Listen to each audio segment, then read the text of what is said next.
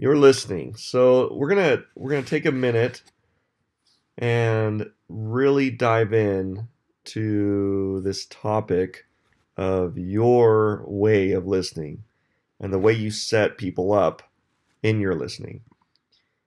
And so listening is, I looked this up and I just got this generic definition, but listening is to take notice of and act on what someone says.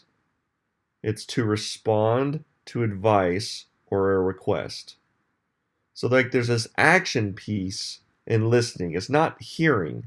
Notice how it's not hearing, it's listening. And listening takes a proactive role. Like as you're sitting at your computer listening to this, it's requiring your attention.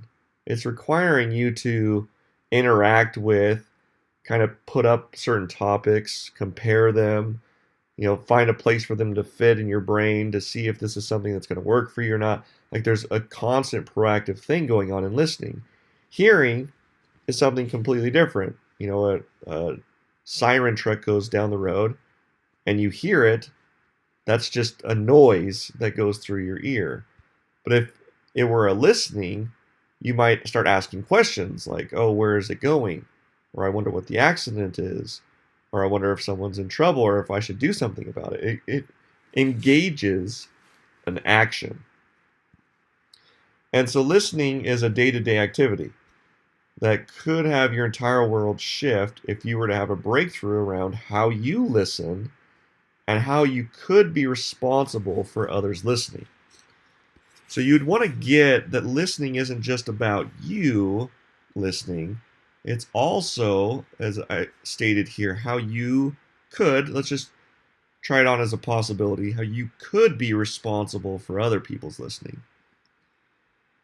So I think it's valuable to address the listening that's already there. And I call this your default listening.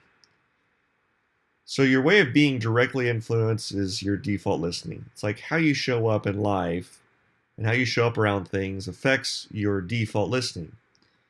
This is how you show up in almost every conversation.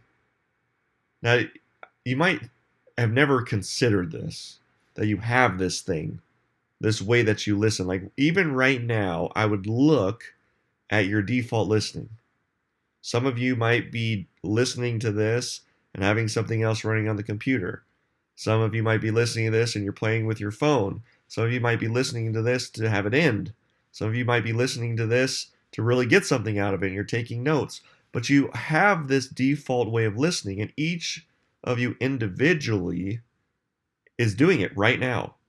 It's showing up in this very moment. And it's not right or wrong or bad. I would just have you look at it in this moment. It's the filter, or this is the filter you listen with. So it's not just like this thing you do while listening, it's the filter you run your listening through. So I'm going to go through some things here in a moment, but I would have you consider that the filter you listen through distorts the actual communication. So this filter that you listen with, specifically just you, because anyone else who might be hearing this has their own, is a filter or a distorter of the way you receive it in your communication. And here might be some examples of how you do your listening. So for example, do you listen to fix a problem?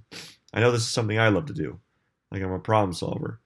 And so when someone's like, they bring this thing to me that's serious, or they want to talk, I'm immediately, my default listening, and I know this is mine, is to look for the problem.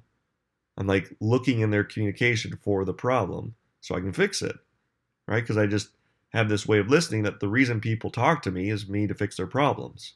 It's like how I show up in life. It's my default way of being around my listening. You might be just one of those people that just is always looking for acceptance. And your default way of listening is just to agree with the other person. Like you would never say something that was opposite or opposing to something they would say. You never would confront something in the communication. You just passively go on and you're always agreeing with them. And this is just how you show up in default in your listening.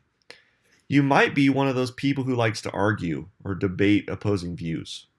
Now, I know you're probably the one laughing right now because you're like, oh, yeah, that's me. And you don't do it because, like, you don't like people or, you're like always like trying to create conflict. You do it because it's just your default listening. When you listen, you're the one that's listening for the piece or the part in the communication that has error or the one that could be considered a different way. And so you're one of those people who likes to see things multiple ways. And when they're communicating it, you're looking for that thing. You might, and I think I go to this one, you might just be listening in the conversation. You ever have like the noise coming through and it's like Charlie Brown, it's just like the apparent noise. And you really aren't listening. But the only reason you're in the communication and you're actually there having the hearing, kind of your listening is just like, can this just, maybe if I just shut up and I don't say anything, this will end. So I can get back to my football game, or I can get back to my shopping, or I can get back to, Facebook, or I can get back to my game that I was playing, or I can get back to the kids, or, whatever the excuse is. That doesn't matter. But it's just like, ugh, I just want this thing to end.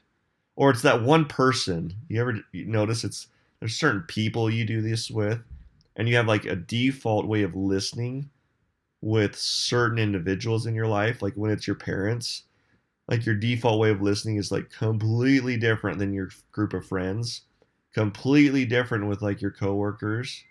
And so you'll notice that there's like this thing that shows up that it's definitely default, but it might change or alter depending on who the conversation's with. But you can definitely notice that with that specific individual or group of people, it's the one that shows up. And it's likely there's going to be ones, guys, that aren't listed here. But I would just have you look at that. What is your default listening? Now, this is not just something for your job or your business or something you only do in sales. Like we've kind of already mentioned or alluded to that. This isn't like a business or sales training. Like I can't think of a time in a day that I like having this skill and working on the skill of listening wouldn't be of benefit. This is likely one of the most useful life tools in giving you access to real power. And I'm going to give you a definition of power here in just a moment.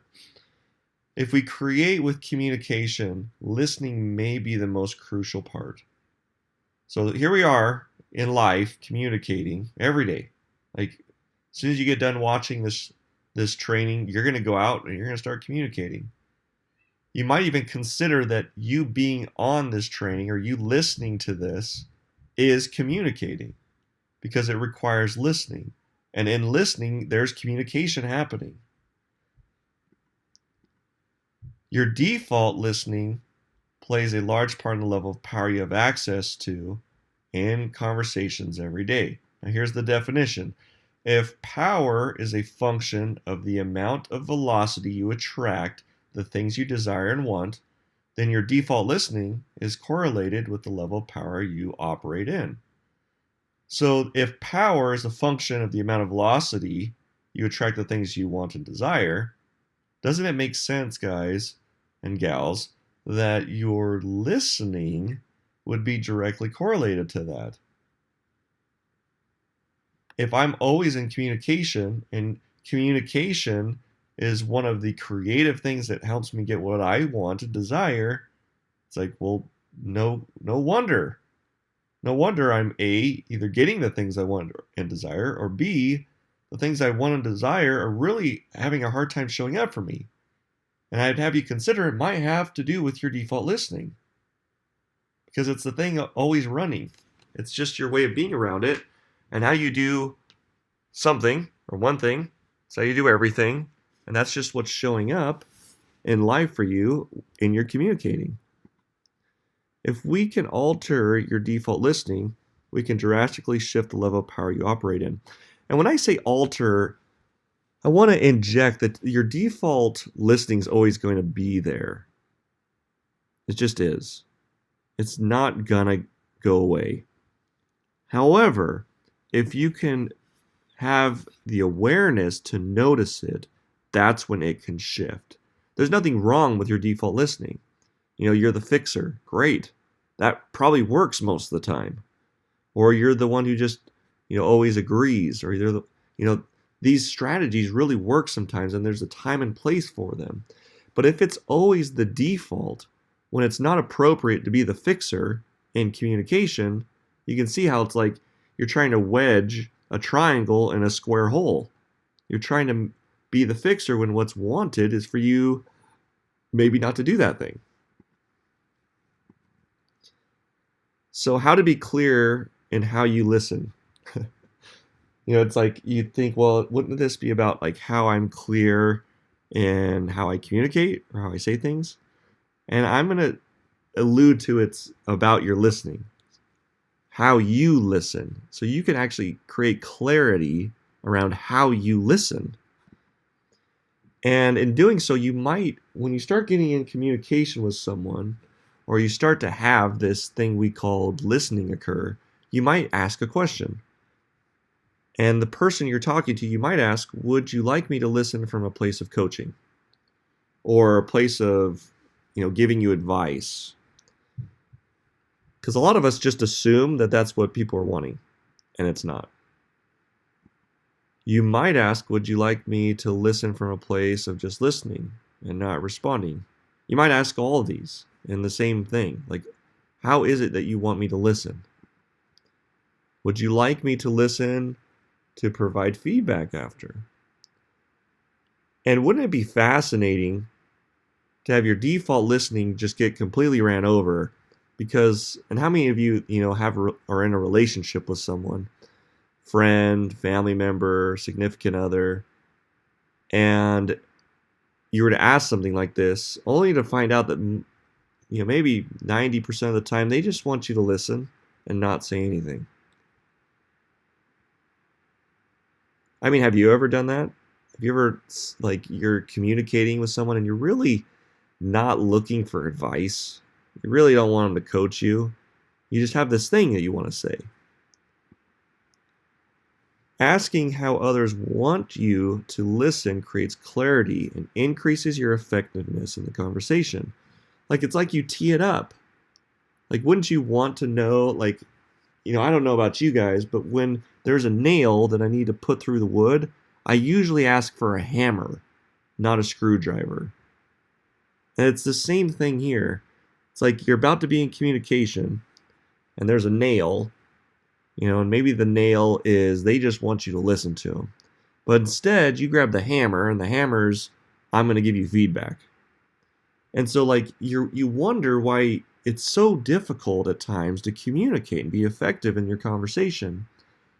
And I would assert that it's this thing that we're just grabbing the wrong tool because we're not being clear on what's wanted. Now, a lot of you guys aren't going to like this. I've got this radical idea that you're responsible. And not like this 50-50 responsible. I've heard in like relationships, it's like 70-30. Like, well, as long as I'm 70%, there's no. I'm just going to put it out there, this like radical idea that really works, that you are 100% responsible. 100%. Not 50%, not 70%, but 100% responsible. And it really makes sense, because if we were to ask, like, who really can make a difference, who really could be responsible to really make a difference, it really just comes down to you. Like, can you really count on other people taking any level of responsibility? And if you did, if you like lived your life that way, wouldn't you eventually get let down?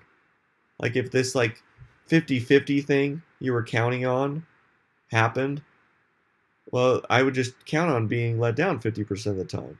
If it was like 70-30, well, it's like, well, you can count on being let down 30% of the time. It's like the level that you aren't willing to be responsible is like, you can just count on the letdown. So there's really only one person that can be responsible for how you listen, right? Because it's you. You are you, and you're the one in charge of you, and so you can be responsible for that. Even though communicating with others requires two people, you're the only one responsible. You will know that your listening is complete when you ask this type of question. So, what I want you to get just some awareness around is how you would know that when you were listening, when it was your job to listen, it was really clear like it's they're talking, you're listening. You can know your listening's complete by asking a question. And it might be something like, do you feel like I get it? Do you feel like I got what you were saying? Like you don't even have to like say back the thing that they said, and we'll talk about that here in just a second. But you can just ask them like, "Do you feel like I get it?" And if they say no, then you say, "Great. Well, will you share with me differently or more what it is you're trying to share so I can get it?" I mean, you guys get this is think of your relationships, people. Think of the people that these communications you have with like really important people in your life. And like, is this even a piece in your communication when after you're done listening, you're like, hey, did I get it? Like the most common like the most common indicator that you didn't get it is they tell you. You know, I can't tell you how many times it was like, you're not getting it. I don't feel like you got it. And like that's a really good sign that you're here. But you can be 100% responsible, and even if they don't say that, you could be the one that asks the question. What I heard was this. Is this what you meant? So this is a sales skill also. I just think it's really valuable, but you don't have to say it like this, but something that would work in your language or your words. But what you're trying to communicate is what I heard was you say this. And is this what you meant? Because you got to get communication is like a miracle. Like it's just amazing that we can even use words that mean different things to us and somehow get this thing back and forth that somehow we're on the same page. And so it's valuable to not just do the restating thing, but really like have them hear what you got so that they can clean it up and add the clarity around the piece that you may not get. Is there anything else you feel gets to be said around that or about that? I've had people do cleanup conversations with me, and people really skilled in the art of communicating, and they're like, they're just telling me how it is, or maybe I even requested. I've had times where I've asked someone to share with me, like, what is it like to be with me? Like, would you just let me know what it's like to be with me around this thing that I do? That I know we have this irritation because I really just want to get it. I want to get what it's like to be with me. And they'll go on their thing and they'll share their stuff. And because I just really want to get where they're at, I'll ask, like, do you feel like that, like we're complete around this? Or is there anything else that you want to share? Is there anything else that you feel gets to be said around this? Because I want to make sure that every corner, every shadow, every area gets its light shined on so that we can get complete around this thing to be in real communication in the future. Now, there's this part of this radical idea that you may not like, and we're going to dive into this here. And it has to do with being responsible for how people hear us. Now, this last part might have been easy for you to go, well, I can, you know what? I usually do this 50-50 thing with people about being responsible, but like, yeah, with listening, I could be 100% responsible. I could be 100% responsible because it's me. Like, how could someone listen me, right? And I'm going to get to a part that's really radical, and I'm going to share that you're also 100% responsible for how the person that you're talking to and in communication with listens to you, how they hear you. So now you are not only 100% responsible for how you listen, I'm also saying you're 100% responsible for how they listen to you. And you might go into this argument, especially you debaters, like those of you who have that default listening about like being a debater or like finding the argument and point, like the ones you are the ones that are like pulling this out right now, and you're like, well, that's not gonna work. How can I control them? How can I, they have agency, right? And that's not what I'm saying. I'm not saying that, you might start talking and they'll walk away. I'm not saying that. I'm just saying you're responsible for it. Because who else could be? You're the one talking to them. And if there's anyone other than them that could be responsible for how they hear you, it's just you. You're the only one that could be responsible for setting them up in a way of how you would want them to listen. Just like when I started this training, or when I do these videos or these presentations, I like to set you up and how you're going to listen. By doing that, I'm responsible for how it shows up. It seems like this is not something you should have to worry about. However, people of power, or the masters, there's a bunch of different there's a bunch of different terms we could use here, but people of power know how to be responsible for others listening. This ensures that others hear what you say and you set them up for how you want them to listen. So there's no excuses, guys. You get to set them up for how you want them to listen.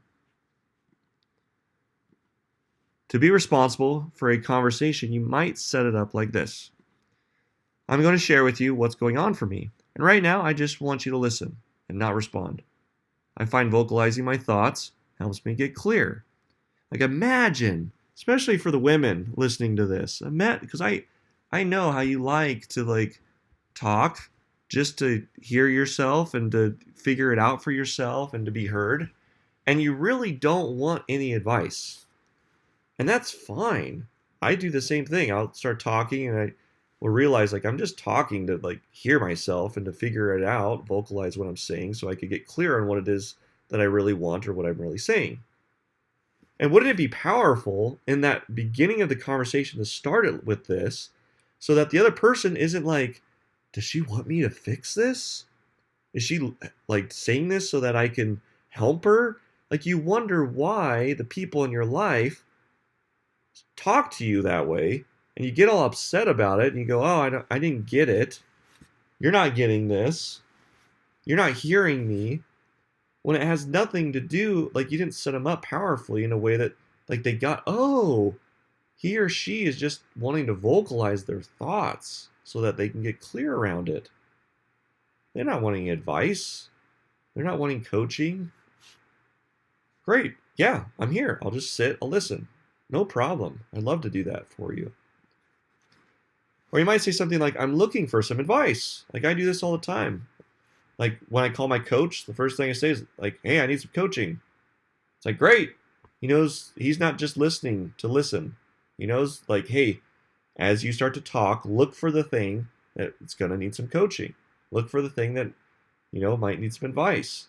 You see how like there's like this filter that you go to in default, but if you're prepped ahead of time, it's like you would pull that filter out and you'd put in a new one that's like, well, this filter is the filter of giving advice. This is the filter of just listening, sitting, and giving no advice. This is the one of coaching. This is the one of, whatever it happens to be. But you can set people up powerfully to listen. And you want to start this like with a request. So starting the conversation with a request or question is usually a good sign that you're being responsible. Asking how you should listen, or when setting up the listener on how you would like them to listen, is really how simple this is. Like you could just shift your entire world around getting access to power in your communicating by just this, guys. Just being 100% responsible. Be responsible in how people listen to you. Be responsible in how you listen, and that's all there is. Either way, you are 100% responsible for how you respond and how you have them respond. You are responsible for how they respond. So creating clarity, ask for clarity and restating what you thought you heard adds power to the conversation. It never hurts to ask for clarity and to restate. Like there's this crazy thing in communicating where we think the words that I think mean certain things are the same way you hear words. Like I'm constantly having to create my definitions, like my definition around power, for example. Like before this training, setting you up with how power occurs to me, you might have thought power was like this force thing that a leader does, where it's like a whip and chain and like I have power, I have money and authority, and that's power. No, like to me, power is the velocity that you attract the things you want and desire. Huge difference, right? So, like, we do this in communication, but we don't get clarity around what we're saying, and we just assume that, well, their definition must be mine. You can always ask questions about what's being said to align your way of thinking to match the other person involved in the conversation. Notice how I didn't say you can ask questions to change the other person's way of thinking to match yours in the communication. That wouldn't be responsible.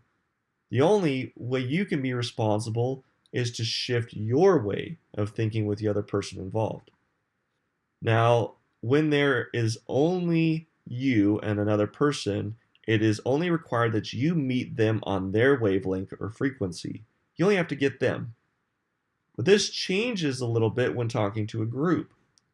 When talking to groups, you will have to create a foundation that you are building on, especially when you use specialized terms, like what we just talked about, like power, or descriptions that are industry or culturally specific.